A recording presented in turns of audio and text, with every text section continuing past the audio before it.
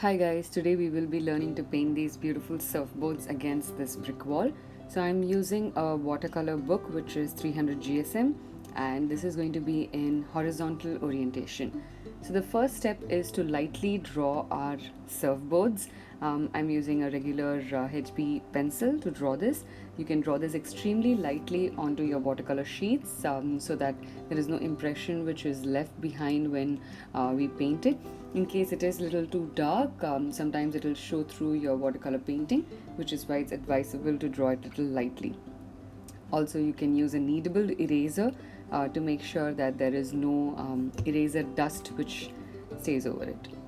So you can draw your surfboards in any shape that you want. It is not necessary that you have to draw it exactly like mine. I'm now just creating the brick wall behind. All the inner details can be drawn much later, especially after doing the base layer of painting. So I'm just now going over this entire painting with my kneadable eraser to make it slightly lighter. I'm leaving it a little dark for you guys to be able to see it. You can make it much lighter than mine. So the color palette that I'm using today is from Art Philosophy. It is the pastel shade. You could use any colors that you have with you. It's very difficult to make pastel shades in watercolors, so don't try to mix white with your watercolor cakes or your tubes, because then the consistency becomes thick. It's not as transparent as we would like. So go ahead and use any colors that you want. So I'm creating first a very thin or like a light layer, I would say, of the first color, and I'm just washing it down with water. So on the left side it's a little darker, on the right side it's a little lighter.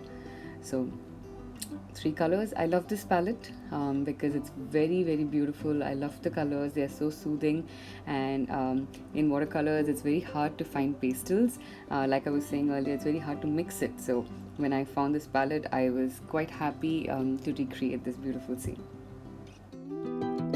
It's now time to add a slightly darker layer on top of this, so I'm going to pick up the same colors again in slightly darker shades. So now how do you mix a darker shade? So just take additional paint from your cakes or your tubes and then add a little lesser water as compared to what you did before.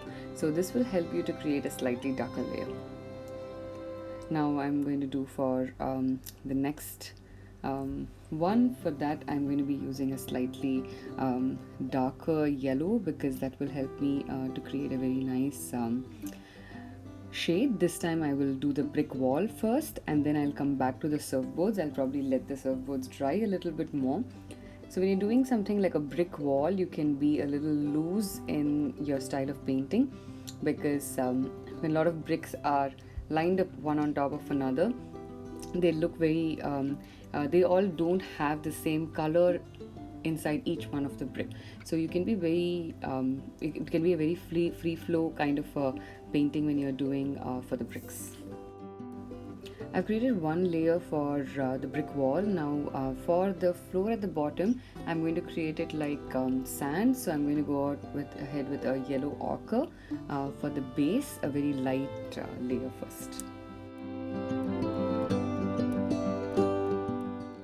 Now I'm going to start adding the second layer on each of the surfboards. The first pink is almost done. Maybe I'll go ahead first with the yellow, and then the aqua green, which I'm going to use for the third one.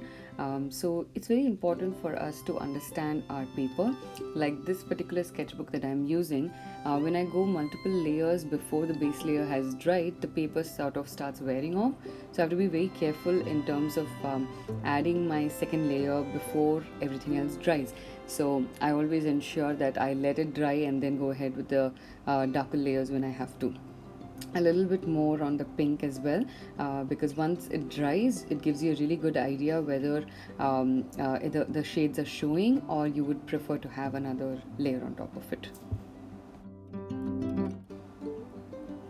I've given the painting a few minutes to dry, and this is how it looks when it's dried. It's pretty much similar to what it was earlier. I'm going to create now certain details onto the surfboard. So I'm taking a nice lilac or like a purple, light purple, and I'm going to add some details onto my surfboard. Here I'm using a miniature brush by Bristro. I find these brushes very nice to do these tiny detailings on the painting, especially because this book that I'm using right now is an A6. so it's very important to use appropriate size brushes.